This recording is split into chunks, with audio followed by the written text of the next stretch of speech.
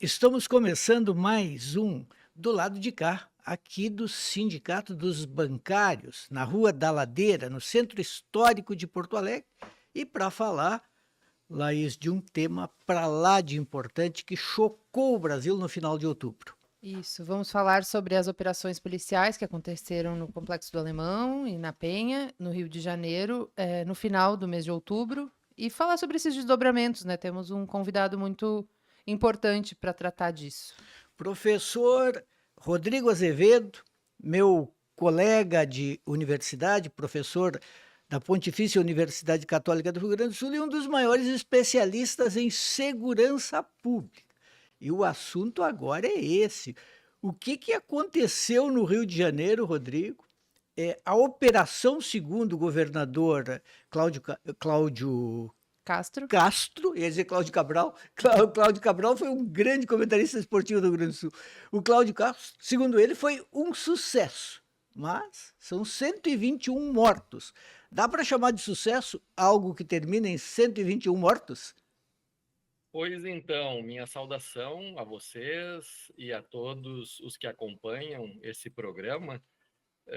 E de fato, né, nós estamos aí diante de um fato que chamou a atenção do mundo inteiro, né? Nessa semana o Brasil foi notícia porque realmente, né, uma operação policial onde 121 pessoas são mortas, ela é algo inusitado, ela é algo aterrador, né? Muitos estão chamando de uma chacina, de um massacre, ou seja, né, algo que não é novo no Brasil, né, Juremir?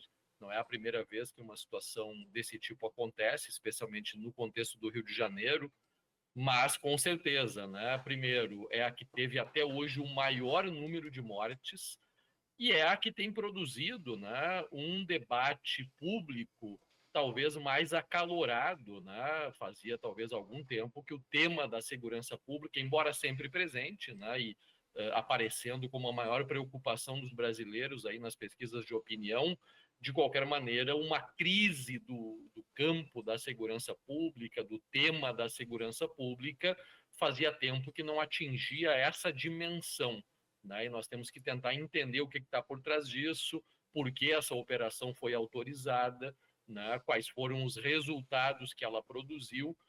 É isso que nós temos, né? Os pesquisadores que trabalham com essa área sido demandados, né? Nesses últimos dias, né? A nossa agenda realmente tem estado bastante demandada para que nós possamos, de alguma forma, contribuir com esse debate que precisa ser feito com alguma racionalidade, na medida que também tem sido, de alguma maneira, ocupado, né, esse âmbito, né, e esse debate público por uma espécie de polarização ou radicalização dos espíritos em relação a esse tema também, assim como em relação a outros temas.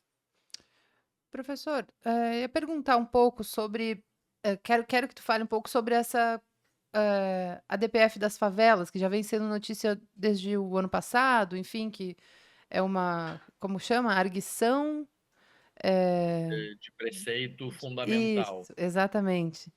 Eh, o que que isso muda? Isso pode ser efetivo, para a população, para a polícia, enfim. Então, logo após a operação, né, e a esse absurdo que foram essas 121 mortes, o governador Cláudio Castro ele veio a público, né, primeiro dizer que foi um sucesso e depois dizer que não teve o apoio, né, do governo federal, coisa que depois ele acabou talvez até se desculpando, voltando atrás, enfim, mas ele claramente já deixou naquele momento esse recado, né, de que estaria atuando de uma forma isolada e obteve, inclusive, a solidariedade dos governadores do campo da direita, né, para criarem uma espécie de consórcio em torno desse fato, mas também atacou o Supremo Tribunal Federal, dizendo que uma das questões que estava por trás do crescimento da criminalidade organizada, e especificamente do Comando Vermelho no Rio de Janeiro, seria resultante da DPF, né, da arguição de preceito fundamental, de descumprimento de preceito fundamental, que foi julgada favoravelmente pelo STF, num primeiro momento e liminarmente, desde 2022, proibindo as operações policiais em favelas e, num segundo momento, autorizando, que foi a decisão final tomada esse ano, né, em abril, se não me engano, de 2025, que autorizou essas operações desde que cumpridos uma série de requisitos de comunicação ao Ministério Público, de prestação de contas, de acompanhamento por câmeras, toda uma série de requisitos que o STF, então, estabelece justamente para limitar a letalidade dessas incursões, né? Ou seja, nada que o Estado não tenha a obrigação de fazer. Inclusive, o Brasil tem sido agora cobrado, né, por organismos internacionais, justamente porque não é aceitável que uma operação praticada pelo Estado brasileiro, por uma unidade da federação, nesse caso, produza esse nível de letalidade.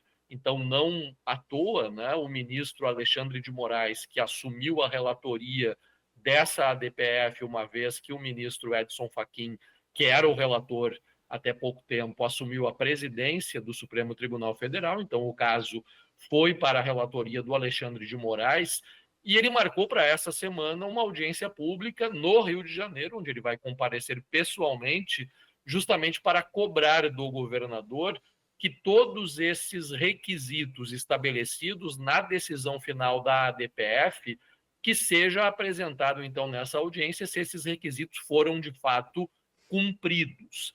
Caso não tenham sido cumpridos, isso vai gerar consequências jurídicas, né, que podem, inclusive, levar ao afastamento do governador, podem levar à sua responsabilização criminal, ou seja, podem ter uma série de consequências que, se o Estado brasileiro não cobrar, não judicializar, elas podem levar, inclusive, à condenação do Brasil em tribunais internacionais, justamente porque há regras para que o Estado funcione, para que operações policiais aconteçam.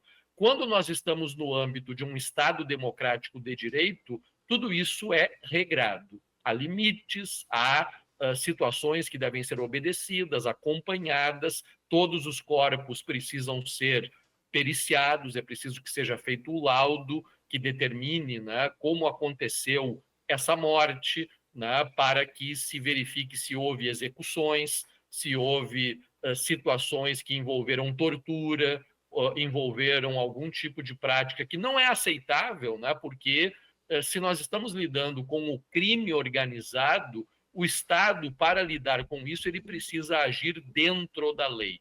Alguns vão dizer, bem, mas isso favorece o criminoso. Ora, esse é o funcionamento do Estado democrático de direito, que não pode ser, de qualquer maneira, relativizado. Caso contrário, nós estaremos no âmbito, né, de uma situação de barbárie ou de autocracias, como tem acontecido no mundo, né, em alguns países onde essas regras têm sido deixadas de lado em nome de lideranças autocráticas que justamente colocam no foco a sua capacidade de atuar contra a criminalidade, seja ela de que dimensão for, e isso acaba sendo uma moeda eleitoral importante, né, que tem elegido governos, especialmente ligados à extrema-direita, pelo mundo, a partir de um ideário, né, e de uma narrativa de um populismo punitivo que realmente coloca por terra esses direitos e garantias fundamentais que devem orientar a atuação do Estado e da polícia.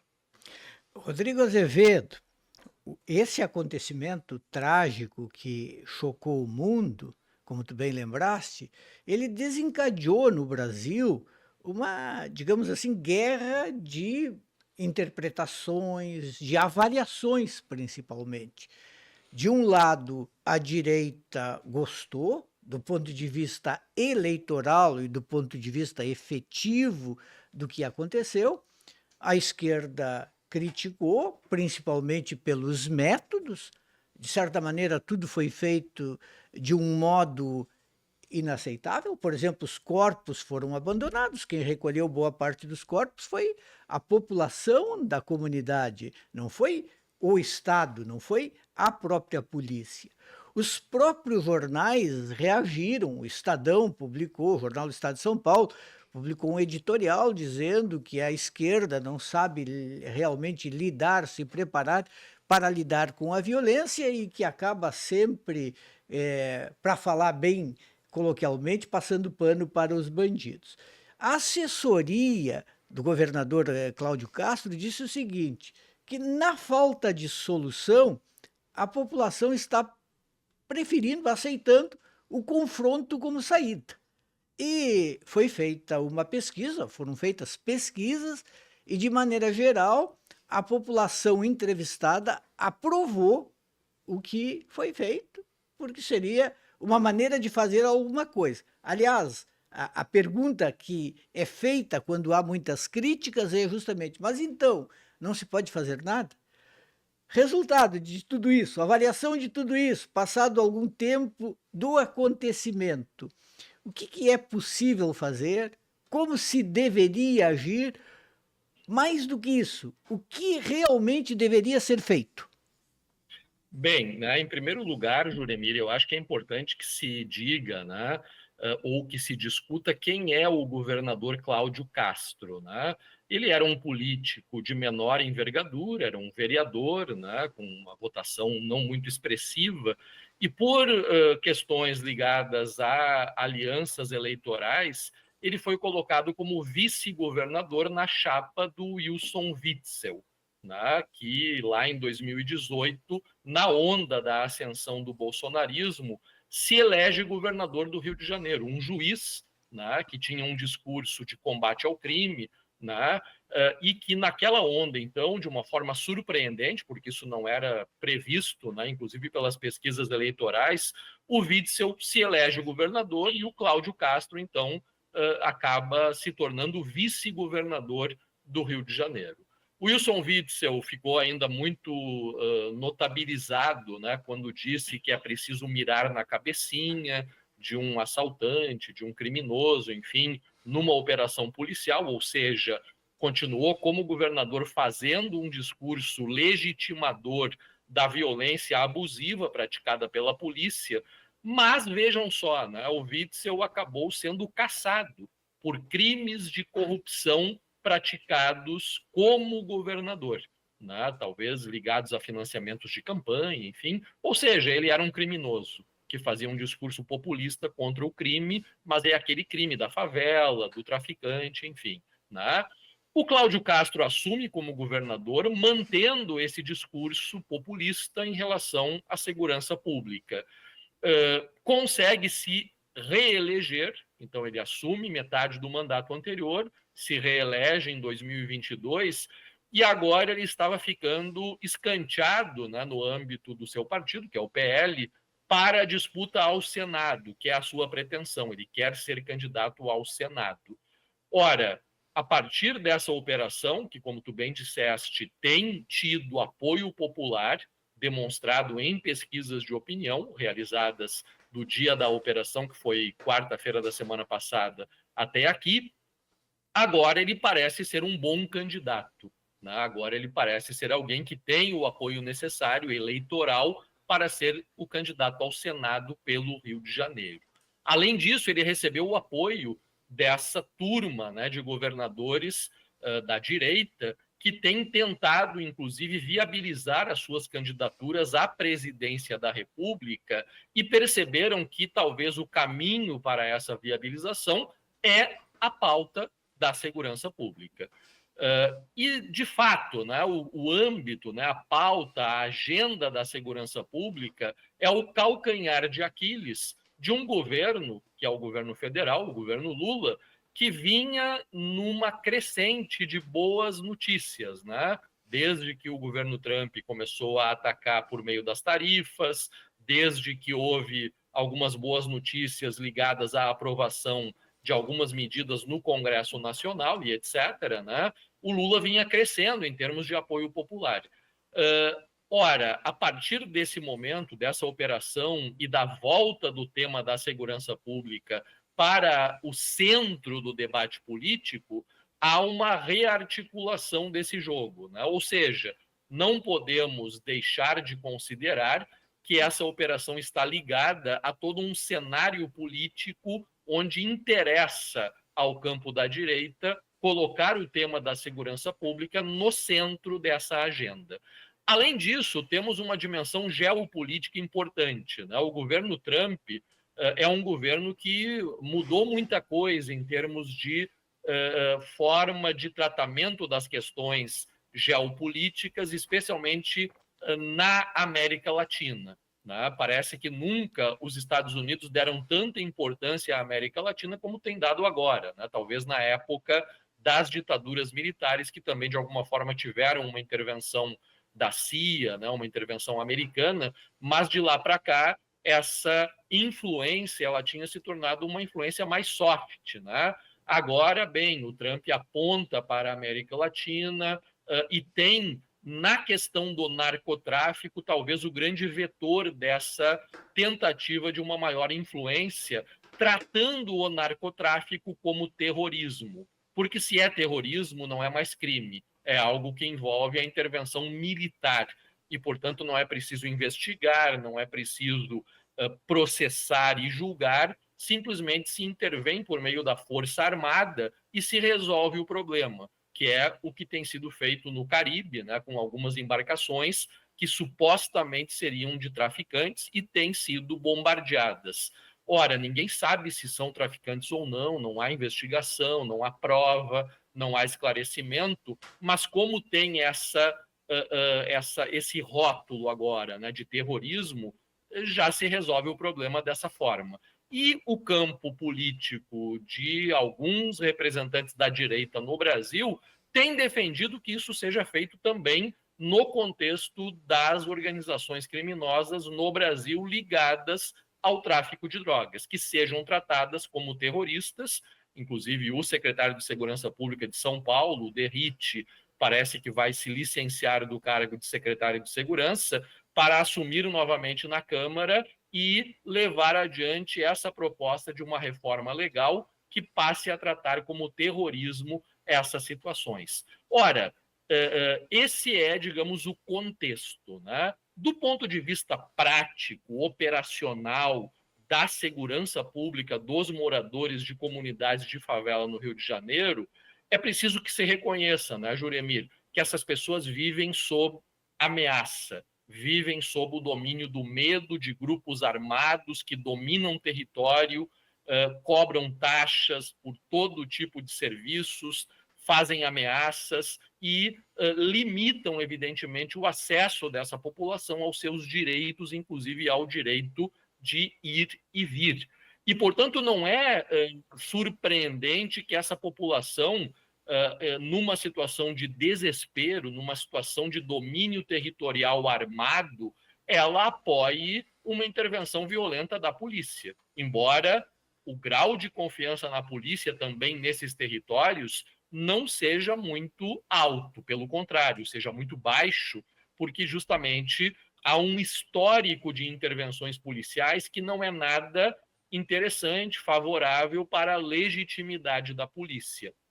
A grande experiência de ocupação territorial, né, na tentativa de alterar esse cenário e de criar condições para um desenvolvimento social e urbano mais adequado, né, que garanta direitos dessas populações, foram as UPPs, as Unidades de Polícia Pacificadora, que estão completando agora 15 anos. E ainda existem, mas estão totalmente esvaziadas. Logo que elas foram implementadas, durante os 3 primeiros anos, as taxas de homicídio nessas regiões do Rio de Janeiro foram derrubadas e houve condições de que muitas pessoas, negócios, circulação acontecesse naquele momento, né? Então, houve ali uma perspectiva de mudança. Houve uma perspectiva de que uma situação que é muito típica do Rio de Janeiro, que é o domínio territorial por grupos armados ligados aos mercados ilegais,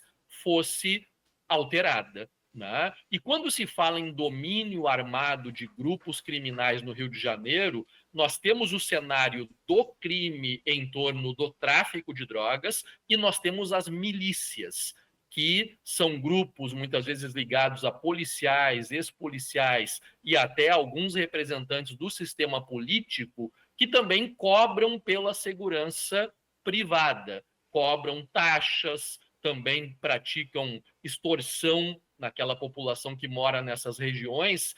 E muitos pesquisadores que atuam nesse contexto do Rio de Janeiro têm chamado a atenção de que o crescimento do Comando Vermelho que aconteceu nos últimos anos começou também a afetar os interesses dessas milícias, que começaram a ser afastadas, que começaram a ter que negociar com o Comando Vermelho, e, de alguma forma, essa intervenção armada ela não vai desocupar o território, até porque não há um projeto do governo do Rio de Janeiro de que, a partir dessa intervenção, se consiga realmente produzir um efeito de mais longo prazo, mas ela impacta as relações do Comando Vermelho com esses outros grupos criminais, sejam eles milícias ou outras facções ligadas ao mercado da droga, que vai se rearticular a partir dessa intervenção, a partir dessa operação. Então, é um cenário extremamente complexo, né? Onde há muitas variáveis em jogo, onde há muitas questões aí que têm que ser discutidas de uma forma racional, de uma forma a que se possa realmente compreender o que está acontecendo no Rio de Janeiro, mas, de qualquer maneira, isso tudo tem um impacto político bastante significativo, né? Tanto na política estadual do Rio de Janeiro, quanto no âmbito nacional, numa situação em que nós estamos às vésperas de um ano eleitoral. E algumas pessoas comentaram, enfim, tem alguns vídeos que mostram os moradores carregando os corpos, outros vídeos que mostram também as pessoas retirando as fardas que mostravam que algumas das pessoas que foram mortas faziam parte da organização. Isso se caracteriza como, enfim, um crime, né, por parte de quem mexeu na cena do crime de fato. Como é que isso pode ser colocado assim? Bem, a justificativa legal para essa operação foram mandados de prisão, 60 mandados de prisão emitidos por um juiz do Rio de Janeiro, que estariam então sendo cumpridos, né? Supostamente essas 60 pessoas estariam no Complexo do Alemão, e a polícia então, né, uma operação onde foram mobilizados 2.500 policiais civis e militares, teria então se deslocado até ali para fazer essas prisões. Ora, né, evidentemente que isso não é justificável, né? Não é uma operação tecnicamente adequada nem para a desocupação do território, até porque não havia essa pretensão, muito menos para a execução desses mandados de prisão. Inclusive, né, o resultado foi pífio em termos de conseguir realmente executar esses mandados em relação a esses 60. Né? Parece que nenhum deles está entre os 117 mortos da comunidade, né? Ligados de alguma forma ao Comando Vermelho, ao crime organizado, né? Supostamente, porque não se tem também uma confirmação disso. Né? O que se sabe é que boa parte desses mortos tinha já passagem pela polícia, né? Não se sabe exatamente que tipo, né, de passagem, se são registros ou condenações criminais. Uma parte deles não tinha nem isso, né? E, portanto, agora o governo tem lançado mão de investigar as redes sociais dessas pessoas que foram mortas para dizer que tinham alguma relação com o crime organizado, mas, de qualquer maneira, do ponto de vista daquela que seria a finalidade da operação, não houve um resultado minimamente aceitável. Né? Além das 4 mortes de policiais, que é sempre algo que precisa ser lamentado, que precisa ser repudiado, né, numa situação como essa, e a vida desses policiais foi colocada em risco pelo governo que determinou a operação, pela chefia de polícia e pelo comando da polícia militar. Isso tem que ser também cobrado, né? Que situações como essa não podem ser encaminhadas dessa forma. Além disso, né, eu queria voltar a um ponto que o Juremir tocou ali, que foi essa crítica feita pelo editorial do Estadão, né, a uma leniência do campo. Aliás, eu até queria citar um fragmento aqui, e aí tu já aproveitas e analisa. O Estadão diz o seguinte: de Marx a Foucault, a cada geração, Os esquerdistas conjuram a fraseologia da violência estrutural para dissolver responsabilidades pessoais em sociologia. O criminoso é desconstruído como sujeito ético e reduzido a objeto de forças externas. No lugar da moral entra o diagnóstico, contextos de vulnerabilidade, ressocialização em meio aberto, reeducação psicossocial. Sob essa semântica profilática, a delinquência vira sintoma e o delinquente, paciente de uma patologia coletiva, diagnosticada por quem jamais esperou um ônibus à noite. E enquanto o crime avança, os criminólogos lapidam eufemismos. Muito bem. Eu acho, Juremir, que embora esse editorial diga algumas verdades, ele faz isso a partir de generalizações, a partir de afirmações que não são sustentáveis do ponto de vista do que têm sido as políticas de segurança pública implementadas por governos progressistas no Brasil, né? Ou seja, se é que existe, né, se é que existem esses criminólogos ligados a uma percepção, né, muito desconectada de uma realidade violenta e criminógena, eles me parece que têm muito pouca influência no debate público e também na gestão da segurança pública. O que nós temos, né, em grande parte dos estados governados pela esquerda, pelo PT, enfim, pelo PSB, são situações, né, em que, de maneira geral, quem lidera as políticas de segurança pública são as próprias corporações policiais. E me parece que isso é um problema, mas totalmente diferente desse apontado pelo editorial do Estadão, né? Eu vou dar um exemplo, a Bahia, né, que é um estado governado pelo PT há muito tempo, que tem uma das polícias mais violentas do Brasil, que tem problemas muito sérios, né? Algumas das 10 cidades mais violentas do Brasil, 6 estão na Bahia, segundo os dados mais recentes, e, portanto, é um estado, né, onde não há, por parte do governo, leniência ou algum tipo de favorecimento a criminosos, mas, ao mesmo tempo, não há uma política de segurança pública eficaz, né?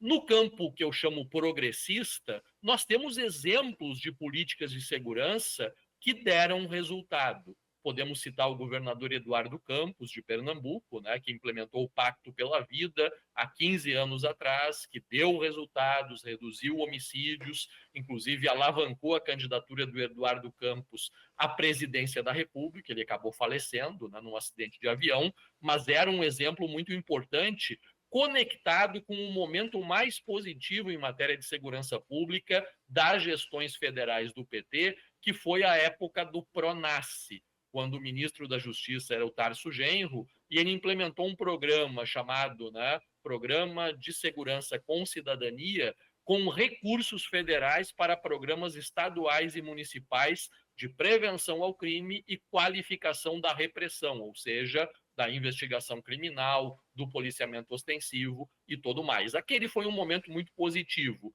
que lamentavelmente foi descontinuado pelo próprio PT no governo Dilma, né? O que, na minha opinião, foi um grande equívoco que até agora não foi recuperado, né?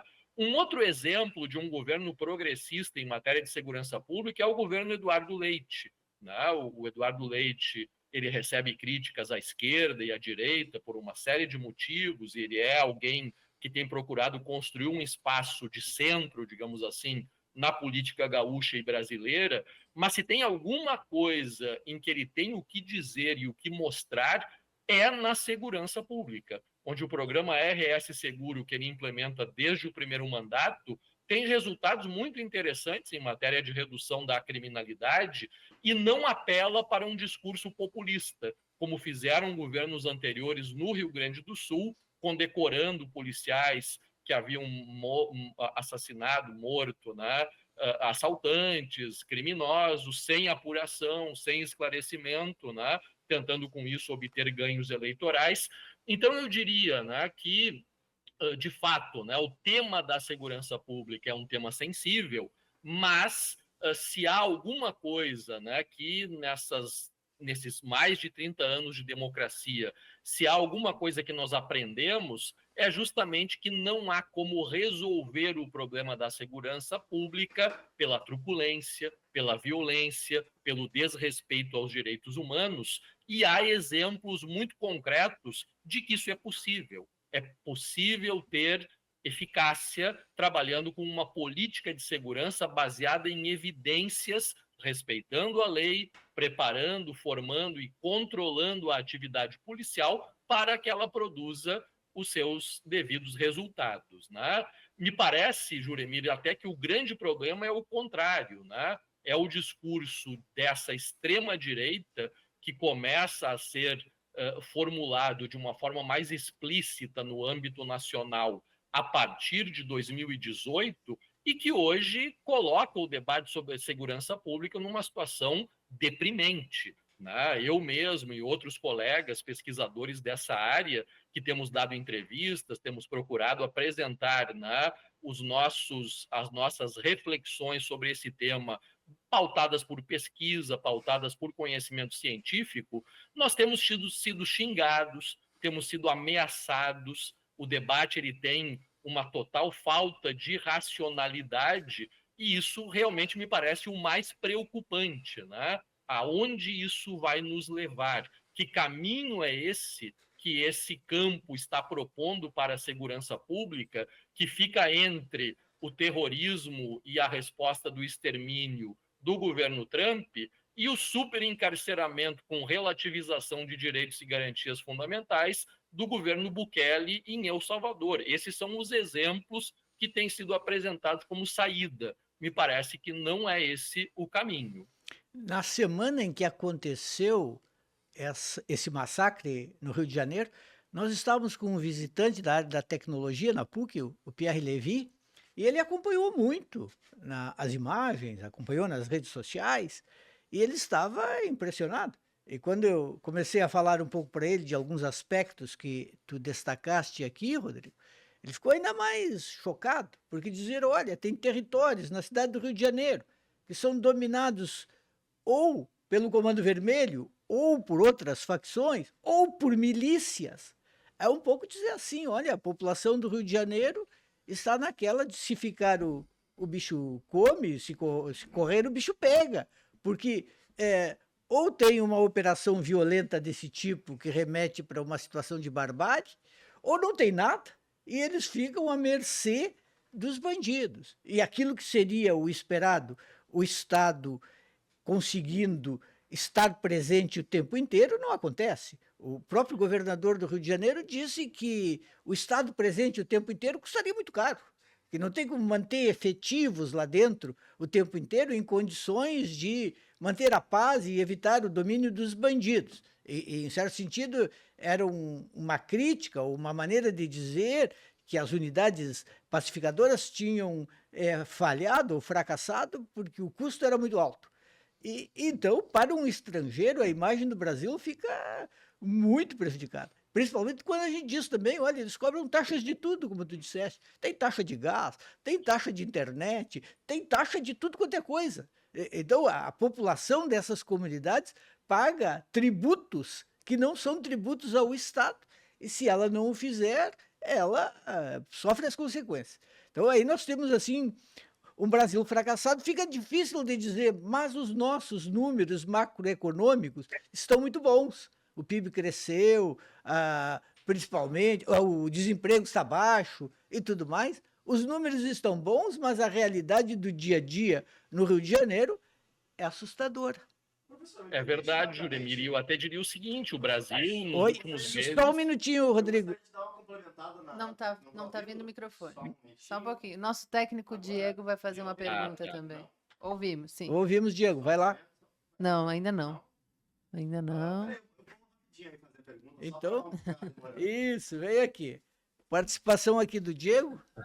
Eu queria complementar só também a pergunta do professor sobre risco de ser apedrejado pelos meus colegas, porque eu sou filiado ao PT desde 2013 e essa situação do Rio, ela realmente é uma situação muito peculiar e eu confesso que eu estou sendo muito seduzido por parar de tratar esses traficantes como criminosos e tratá-los realmente como narcoterroristas. Porque uma ocupação permanente num território de um país, as imagens que se via, as imagens aéreas do Rio naquele dia, são imagens de guerra. Nem na guerra da Síria se via imagens como aquela. Então, eu gostaria de perguntar se o senhor não acha que é plausível essa mudança de visão sobre esse tipo de crime. Obrigado. Olha, tanto é plausível que essa é a opinião da maioria dos moradores da favela, né? O que as pesquisas têm mostrado é que o apoio a essa operação nas favelas é maior do que em outras regiões do Rio de Janeiro e do Brasil. O que isso denota? São Ora, 8 em cada denota 10 pessoas, né? Oi? 8 em cada 10 pessoas nas favelas 8 em cada 10 pessoas, aprovam. 80%.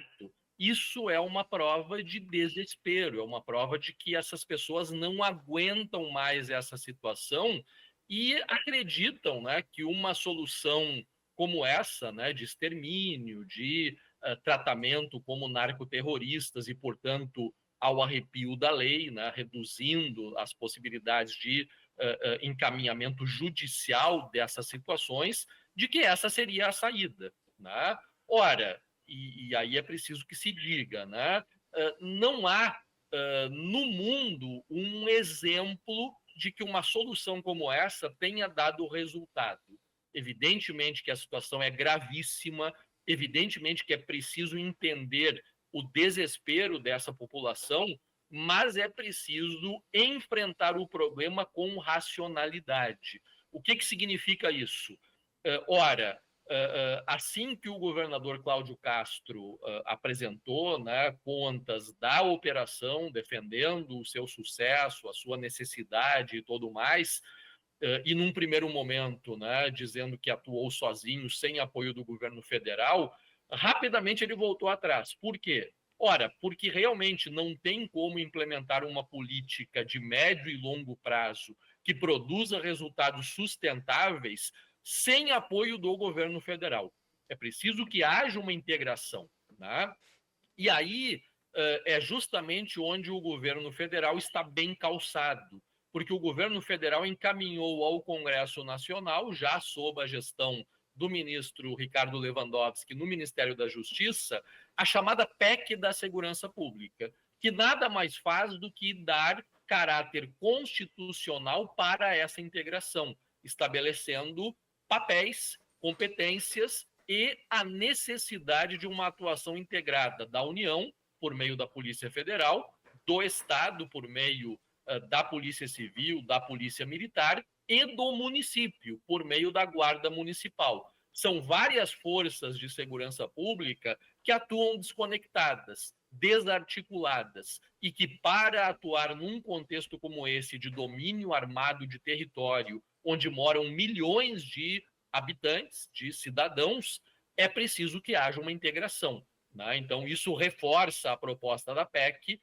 Em seguida, né, na sexta-feira, o governo federal encaminhou ao Congresso o chamado pacote antifacções, que vinha sendo elaborado há alguns meses, que tem por trás o atual secretário nacional de Segurança Pública, que é o ex-procurador-geral do Estado de São Paulo, o Sarrubo, que é um especialista em crime organizado, porque durante décadas atuou na tentativa de coibir as ações do PCC em São Paulo, né? Sabe como funciona, sabe o que é necessário. Então, me parece que aí é onde o governo, de alguma maneira, está bem instrumentalizado para oferecer respostas e o aumento da capacidade operacional no Rio de Janeiro para uma ação de longo prazo. E me parece que esse é o caminho, né? Me parece que essa situação do Rio de Janeiro, apesar de toda a sua gravidade, toda a sua barbárie,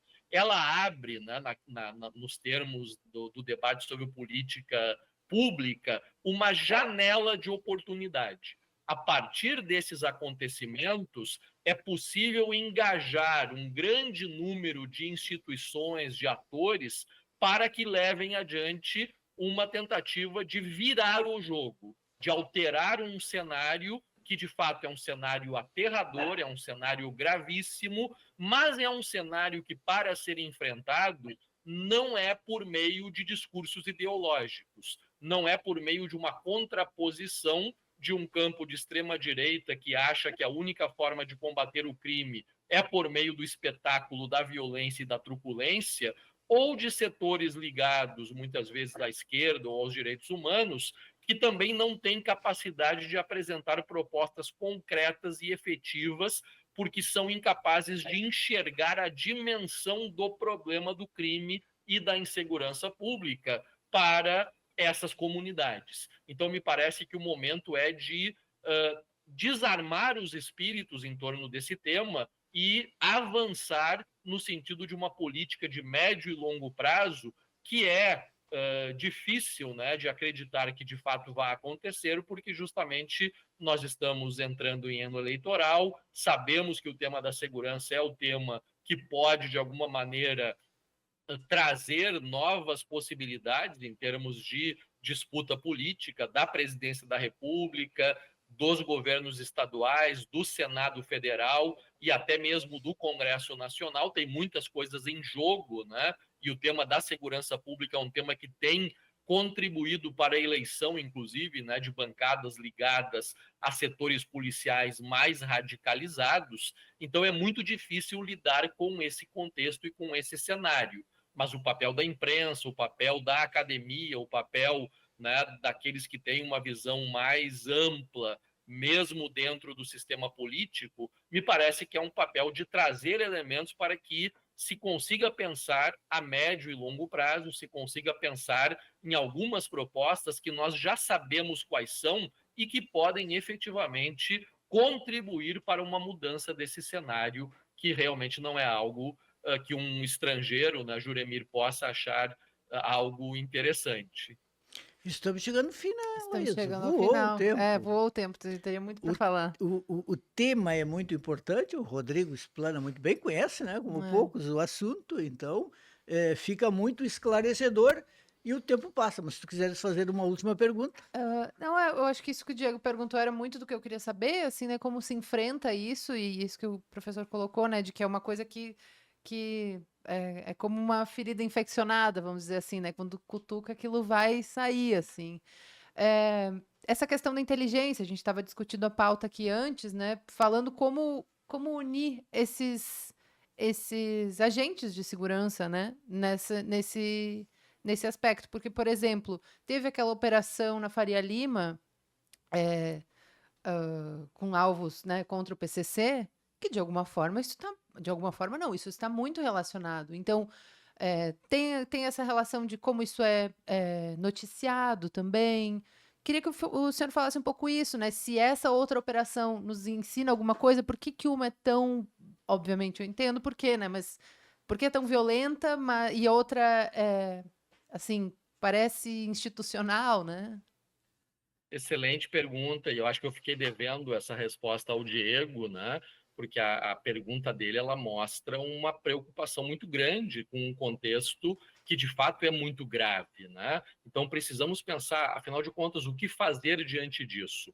Tratar como terrorismo é rebaixar os mecanismos e canais do Estado democrático de direito para lidar com o crime, que nós sabemos quais são. Constituição, o Código Penal, o processo penal, a polícia atuando dentro da lei e tudo mais. Esse é o caminho para lidar com a criminalidade.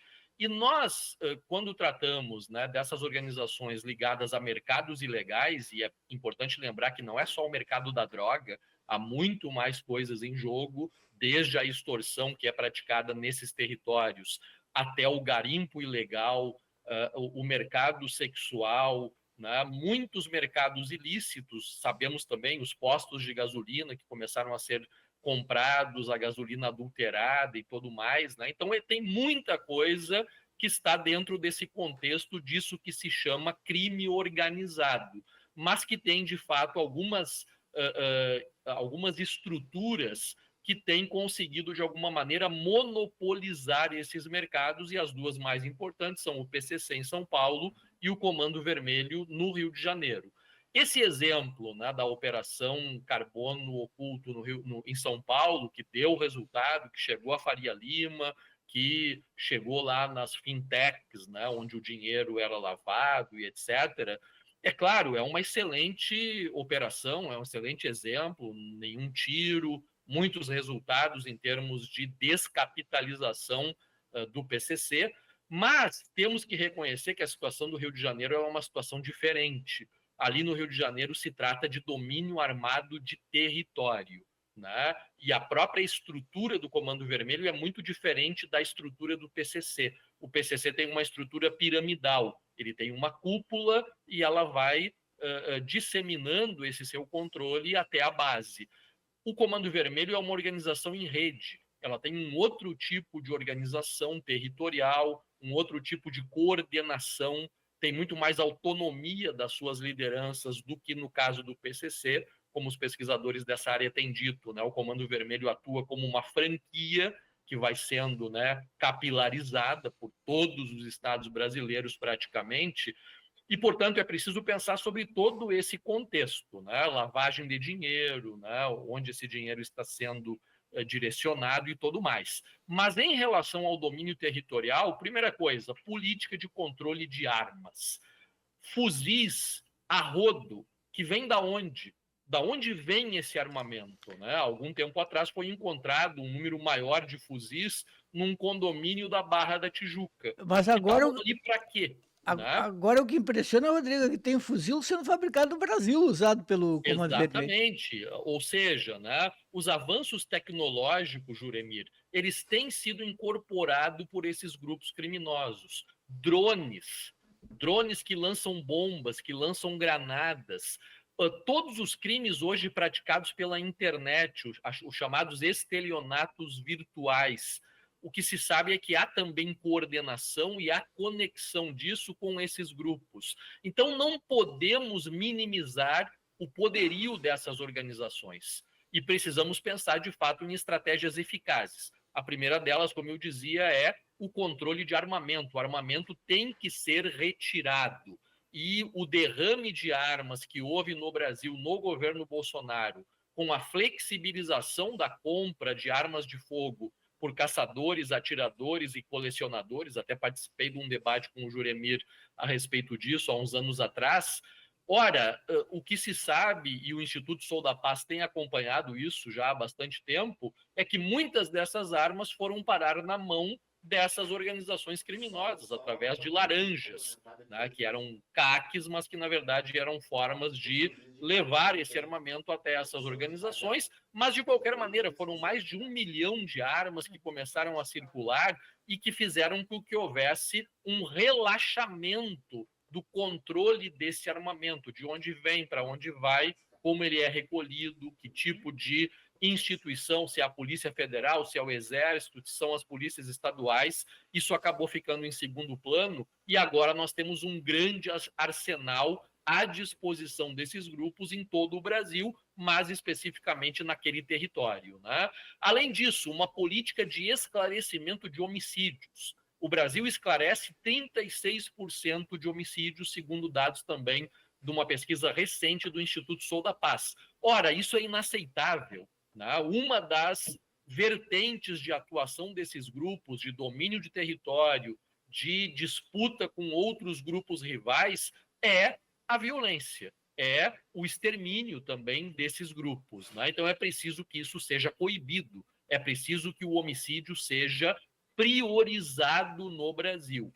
E em terceiro lugar, né, é importante que nós possamos discutir hoje, né, essas propostas que estão tramitando no Congresso Nacional, para que, se for necessário, realmente se adotem medidas de endurecimento penal contra as lideranças dessas organizações. Se é preciso, né, que elas fiquem em regime de segurança máxima, se é preciso que haja um controle maior sobre como elas continuam dando ordens que chegam até a base dessas organizações, porque a grande maioria das lideranças estão presas no sistema prisional. Isso precisa ser considerado, né? Se essas medidas que vêm sendo encaminhadas, elas vão gerar, por exemplo, o aumento da população carcerária, qual será a estrutura penitenciária para lidar com isso? Já que nós já temos um sistema de superencarceramento, onde há muito excedente em relação ao número de vagas,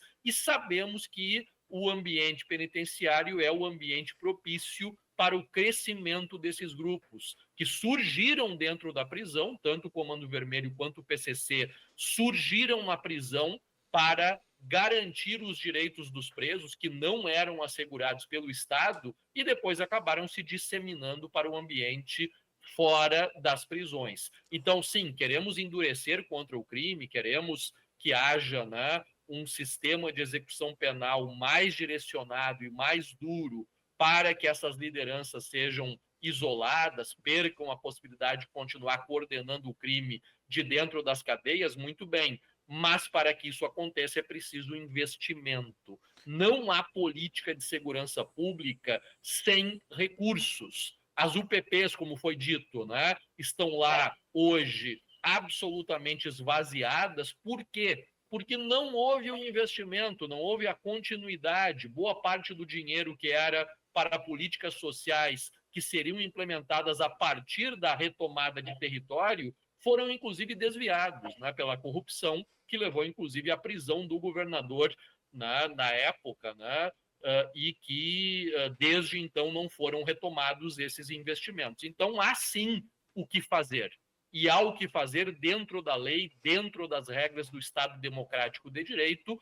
Se o Brasil, Juremir, nos últimos meses passou a ser conhecido como o país que tinha conseguido, de alguma forma, conter uma autocracia e garantir o funcionamento da democracia por meio das instituições, esse fato, né, do que aconteceu no Alemão mostra que a nossa democracia tem um grande déficit, que é o déficit da segurança pública. Muito Se esse bem. déficit não for enfrentado, ele vai colocar e vai continuar colocando em risco as instituições democráticas, e é isso que nós temos que enfrentar daqui para frente.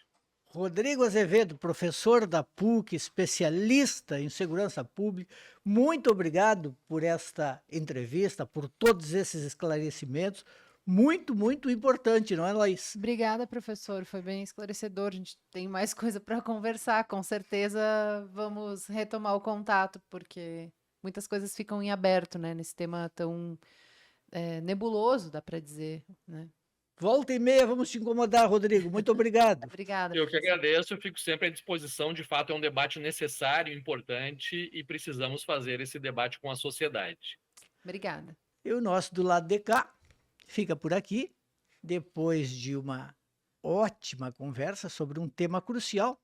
Esperamos que o Brasil consiga tomar a direção certa. É difícil, mas como diz o nosso entrevistado, tem solução. Só precisa realmente ter determinação, competência, vontade de buscar, de encontrar essa solução. Até a próxima semana.